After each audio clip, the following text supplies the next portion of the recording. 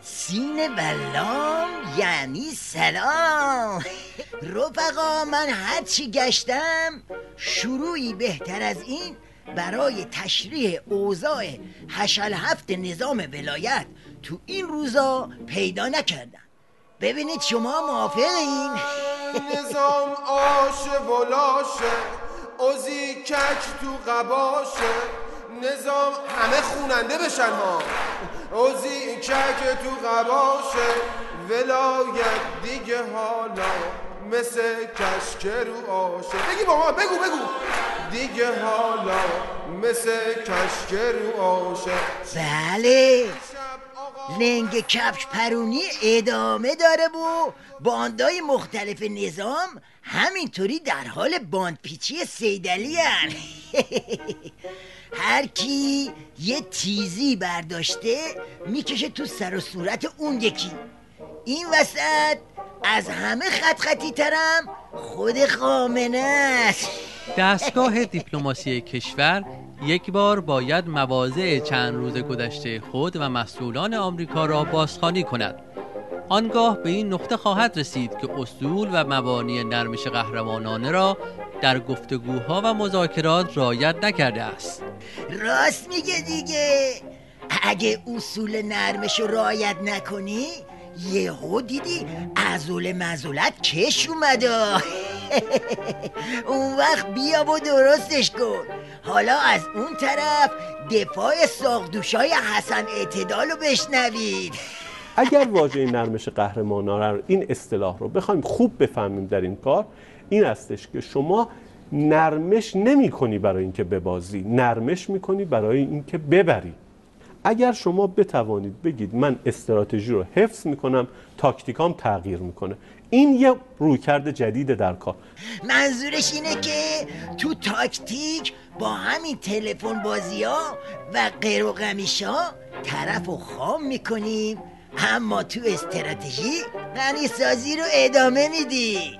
شربت مداری با پرتاب یه نعله پاسخ ادعا رو اینطوری میده: حریف اولا از اصول خود کوتاه نخواهد آمد و ثانیاً آن اصول با اصول جمهوری اسلامی همخوانی ندارد و مواجهه ایران با دشمنی به نام آمریکا به ماهیت طرفین برمیگردد. اینم از اظهار فضل اصغر ترقی نظام، یعنی حمیدرضا ترقی از باند صیدلی که مثل یه عنتر پرورش یافته تو دومن ولایت جای دوست و دشمن رو اینطوری نشون میده. دشمن رو هم در واقع تبدیل به دوست نکنیم تو ذهنمون، فکر کنیم که این دشمنی که در واقع حالا خنجر رو از رو بسته علیه ما، الان دیگه این یک دفعه شد دوست. حالا به قول عنتری 2 کلمه هم از مادر عروس. زمان چای دکتر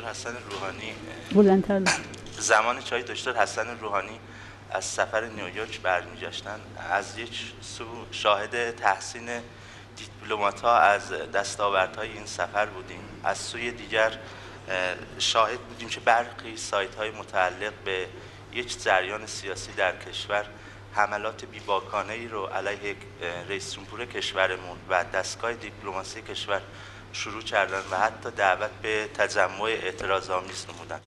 جامعه ایران یک جامعه چند صدا و تکثرگرا هست و گروه‌ها و اشخاص بر اساس مقررات و قوانین کشور آزاد به بیان نظراتشون هستند و طبعا دولت هم با سعی صدر این صداها رو میشنوه و تمام نظرات و تحلیل‌ها محترم شمرده میشه.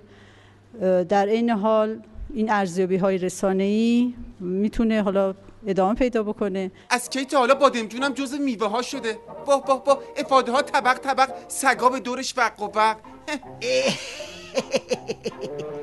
افخم الملوک وایسا چایی دوم. از کی تا حالا لنگ کفش پرونی اسمش شده تکثرگرایی؟ آخر رو هرچی بتونی ماله بکشی دیگه رو شکافای صیدلی که نمیتونی که. بیا اینم خط نشون یکی از روزنامه‌های اکبر کوسه واسه لنگ کفش پرونا که توش تمام نظرات و تحلیلا محترم شمرده شده. دولت باید آگاه باشد که احتمال می رود مهاجمان سازمان یافته و جایی هدایت شده باشند. در این صورت باید تحت پیگرد قانونی قرار گیرند. آقا درد سرتون ندم، نتیجه موشکافی همه این فک زدن ها تو یه جمله کوتاه خلاصه میشه. آقا رضا شما بفرما. غنی کنه بمبشو صاف میکنن فکشو، غنی کنه بمبشو صاف میکنن فکشو، بندازه بالا زهرو میچینن اون دنبشو، بندازه بالا زهرو میچینن اون دنبشو، بندازه بالا زهرو